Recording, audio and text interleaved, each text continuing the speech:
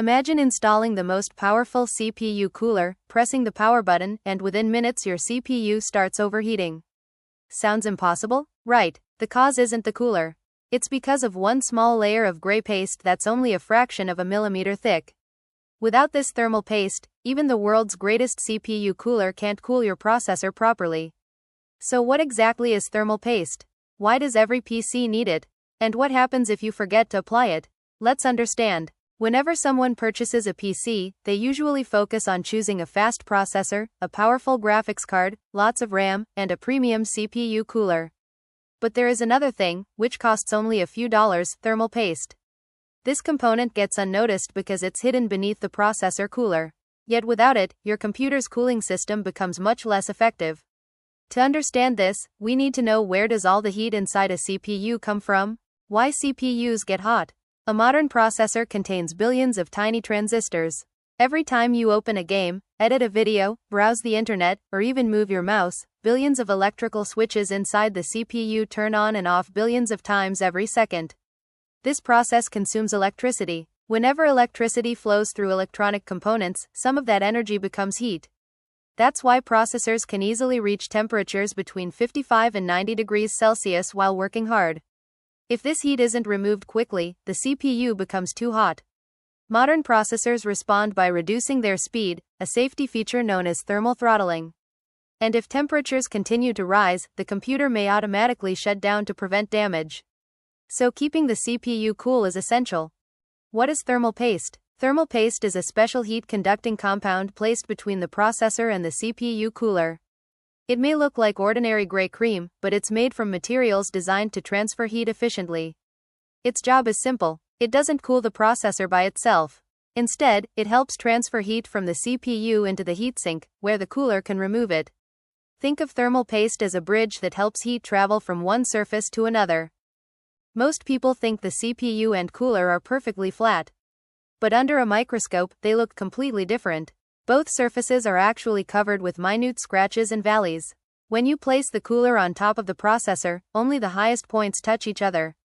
Tiny air pockets remain everywhere else. And that's the problem. Air is one of the worst conductors of heat. Those invisible air pockets act like insulation. Instead of allowing heat to move into the cooler, air pockets reduce heat transfer. This causes temperatures to rise much faster. Thermal paste solves this problem. It fills every tiny gap between the CPU and the cooler, replacing the air with a material that transfers heat much better. As a result, heat flows smoothly from the processor into the heatsink. It follows a simple path, from the CPU into the thermal paste, then to the heatsink, where the cooling fan carries the heat away into the surrounding air. What happens if you don't use thermal paste? If you install a CPU cooler without thermal paste, will the computer still turn on? Yes, but it won't stay cool for long. Temperatures can rise fast. The cooling fan spins faster to compensate. The processor begins thermal throttling, reducing its speed to protect itself. Your games may become less smooth. Programs become slower. Video rendering takes time. If temperatures become too high, the mainboard may shut the computer down automatically. Modern CPUs have built-in protection, so they usually survive, but speed becomes slow.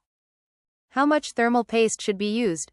Many people think that if a small amount is good, then a large amount must be even better. Wrong. Too much thermal paste doesn't improve cooling. When the cooler is installed, excess paste squeezes out around the edges. It creates a mess and may make it difficult to maintain. Fortunately, most standard thermal pastes are not electrically conductive, so applying a little extra won't affect your CPU or other components. For most desktop processors, a pea-sized drop in the center is enough. The cooler's pressure distributes it evenly. How often should you replace thermal paste? Thermal paste slowly dries out over time, and becomes harder and less effective at filling microscopic gaps. This reduces heat transfer. Most good quality thermal pastes remain effective for years. If you notice your CPU temperatures increasing even after cleaning the cooler and fans, replacing the thermal paste is often the solution. Types of thermal paste. Thermal paste come in 4 common types, depending on the material they are made from and the cooling they offer. Ceramic thermal paste. Safe, affordable, and perfect for beginners. Carbon-based thermal paste. Offers excellent cooling and is widely used in gaming PCs. Metal-based thermal paste. Transfers heat even better but may conduct electricity, so it should be applied carefully. Liquid metal. Provides the most efficient cooling but is difficult to apply, electrically conductive, and recommended only for PC enthusiasts. For most PC users, a good quality ceramic or carbon-based thermal paste is the best option. Some of the most well-known thermal paste manufacturers are Arctic, Corsair, Gelid, ID Cooling and Protronics. Thermal paste keeps the CPU cool. Also, new CPU coolers have pre-applied thermal paste for easy installation. Thanks for watching. Subscribe to our channel for more videos like this.